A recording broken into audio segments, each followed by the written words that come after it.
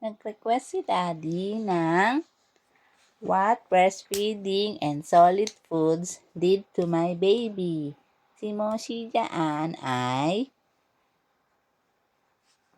ilang weeks pa lang ba dyan, anak? Hindi ko na matandaan. So, yan. Payat pa siya dyan at maitim at medyo na naninilaw. Kasi lagi siyang pinapaarawan ng mami niya. Kaya, ganun yung nangyari. Nangitim siya. 3, 2, 1! Wow! Yan. Dahil ang pagpapaaraw niya ay tuwing lalabas na lang kami para bumili ng almusal at sa mga gala. Yan. Yan na yung 8 months na baby namin, si Moshi.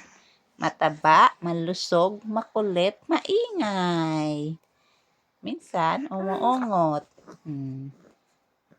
Laging kasama ni Mami. Maingay siya, madaldal, maganda. Maganda siya. Okay. Nag-copyright kasi yung background music. Kaya, kailangan mag-record ulit. Bagay sa kanya yung mga ribbon na headband. Minsan, ayaw naman niyang pasuot. Minsan, okay lang.